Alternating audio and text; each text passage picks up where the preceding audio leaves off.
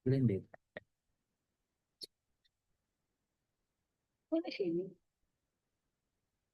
Mana maunya tuh ngapain besar-besar? Udah di-record lah, ingetin dulu. Udah nggak apa-apa. Potong. Ini tuh potong. Aduh, kok marah ini konfirmasi? Ribet anjir potong. Diem lu.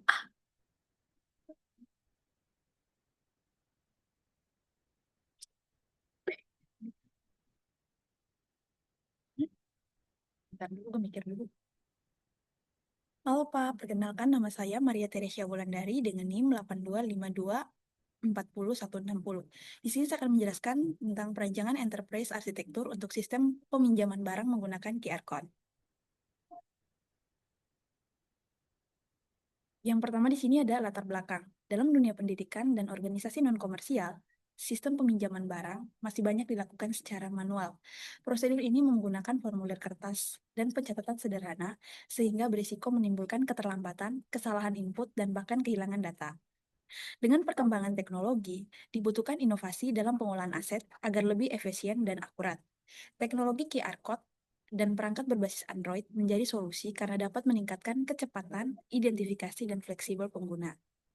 Oleh karena itu, diperlukan sistem informasi yang didesain secara terstruktur dengan pendekatan enterprise arsitektur menggunakan kerangka kerja TOGAF. Yang kedua ada tujuan dan metodologi. Penelitian ini bertujuan untuk merancang sistem peminjaman barang yang berintegrasi dengan teknologi QR Code untuk identifikasi barang dan platform Android sebagai media interaksi pengguna.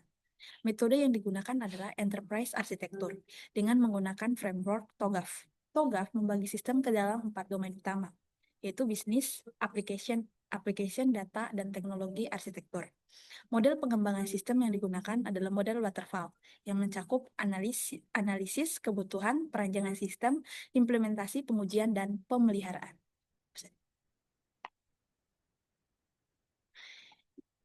Yang ketiga ada penjabaran domain TOGAF. Bisnis arsitektur mencakup proses bisnis seperti registrasi, login, proses peminjaman dan pengambilan barang, manajemen barang oleh admin, serta pemantauan riwayat transaksi. Application arsitektur mengembangkan aplikasi Android dengan fitur utama seperti autentikasi pengguna, pemindai QR code, pengolahan peminjaman dan pengembalian barang, serta manajemen barang.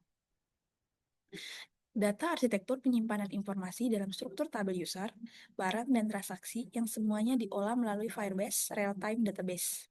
Teknologi arsitektur menggunakan Android Studio untuk mengembangkan aplikasi, Firebase sebagai beacon, serta QR Code Library untuk mendukung memindai barang.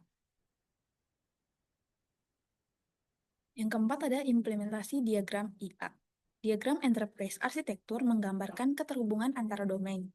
Dalam bisnis arsitektur terdapat dua aktor utama yaitu admin dan user yang terlibat dalam proses registrasi login, peminjaman, pengembalian, manajemen data, dan riwayat transaksi. Pada application arsitektur, aplikasi Android memiliki modul seperti login, pemindaian QR code, dan sistem manajemen barang yang saling terintegrasi. Data arsitektur memanfaatkan Firebase untuk menyimpan informasi pengguna, barang, dan transaksi secara real-time. Teknologi arsitektur mengintegrasikan perangkat Android dengan kamera, koneksi internet, serta backend Firebase agar mendukung operasional sistem secara mobile dan efisien. Yang kelima di sini ada proses bisnis sistem. Proses bisnis utama sistem ini melibatkan beberapa langkah. Pertama, pengguna melakukan registrasi dengan memasukkan data pribadi. Setelah itu akun terbentuk, pengguna dapat melogin ke sistem. Selanjutnya, pengguna dapat melakukan peminjaman barang dengan cara memindai QR code yang terdapat pada barang. Sistem akan mencatat bahwa barang tersebut dalam status dipinjam. Pengembalian barang dilakukan dengan menekan tombol kembalikan dan status barang akan diperbarui menjadi tersedia. Admin memiliki wewenang untuk menambah atau mengedit data barang, serta melihat laporan riwayat transaksi peminjaman untuk tujuan monitoring dan pengolahan. Jadi kesimpulannya, perancangan sistem peminjaman barang berbasis QR Code dan Android menggunakan pendekatan enterprise arsitektur dengan framework TOGAF memberikan struktur yang jelas dan efektif. Sistem ini mampu meningkatkan efisiensi operasional, akurasi dan pencatatan serta fleksibel dalam pengolahan aset karena dapat diakses melalui perangkat mobile.